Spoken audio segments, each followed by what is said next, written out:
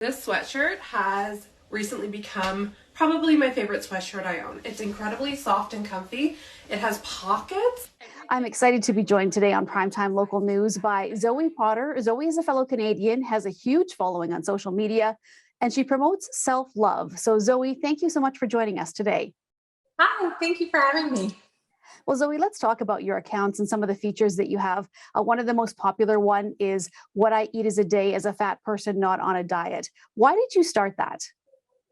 I think that the main reason why I started it was I joined TikTok a few years ago and I noticed that it was a very popular trend and there were so many different versions going around, but most of them were focused on what I eat in a day in a calorie deficit, on a keto diet, gastric bypass, what I eat in a day for that. It was very heavily diet focused. And I personally had been working on getting away from the diet industry and trying to heal my relationship with food specifically.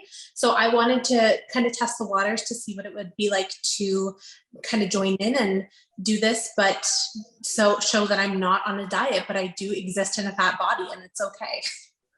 Well, what about the reaction that you get? Because there's a lot of positivity, but unfortunately, there's a lot of negativity as well. So I'm guessing you probably, unfortunately, expected to have some of that. And I guess, how do you deal with that, Zoe?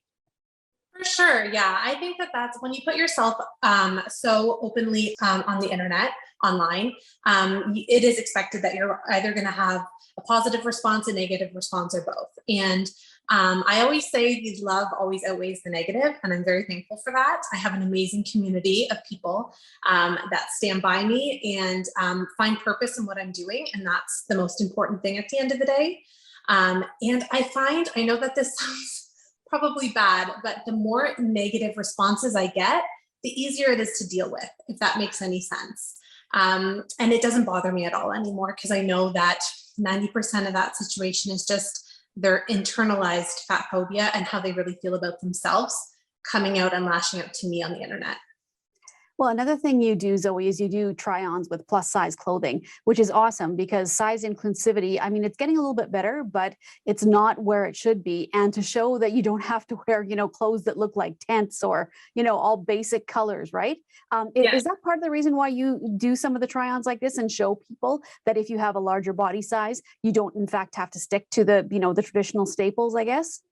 Correct. Yeah. I think, like you said, it has come a long way over the years. It still has a ways to go.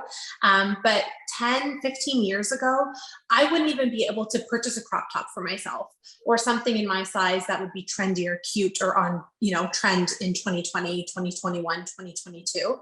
So I think that the excitement of being able to find things in my size now that could actually be on trend kind of got me to push out of my shell and to try different styles of clothing that some people may not feel is appropriate for bigger bodies to wear. But in reality, if it's made in your size and it fits you and you're comfortable in it, you should absolutely be wearing it. How did you get to that point where you felt comfortable? Because there's still a lot of people who are larger sizes who still don't feel comfortable stepping out of that zone.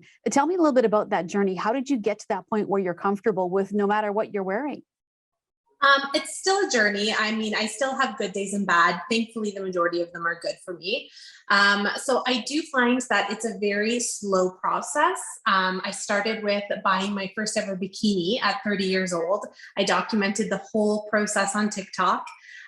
It was incredibly invigorating. When I put it on my body, I thought I would have, this, insecurity and the feeling of shame and regret as soon as I put it on.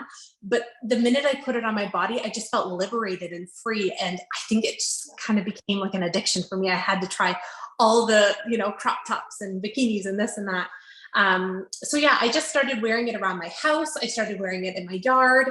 And then I just kind of ventured out little trips here and there. And I remember last summer, I wore this really cute, like crop top skirt combo from Shein and I wore it to Costco. And that was like a big moment for me because being out in public with that many people and showing my tummy scared me, but it felt so good because I didn't die and nobody batted an eye. So it worked out really well.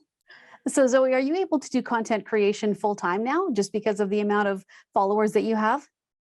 It is my job. Yes, this is how I make my income for my family. I wouldn't say it's full time, but in reality, it is full time. I'm lucky enough to be able to work with brands a few times a month, and the rest of my content, 90% of it is free. So that works out really well for my following too, because basically everything that I do on a daily basis is my job, and I love that. Well, Zoe, if people are looking to track you down on either Instagram or TikTok, what is the best way to find you? Yes. So my handle is Love Zoe without the Y, Zoe Potter, at Instagram, TikTok, and you can find me at Zoe Potter on YouTube as well. Well, Zoe, thank you so much for speaking with me today. It has been a pleasure to talk to you, and I'm looking forward to continue to follow your journey. It's amazing to watch, and I love seeing the reactions of people. And like we said, you take the good with the bad, but definitely, it's just a pleasure, and I always feel it's a positive experience to look at your account. So thank you for what you're doing, and let's chat again sometime in the future. Thank you so much for having me, Stacey.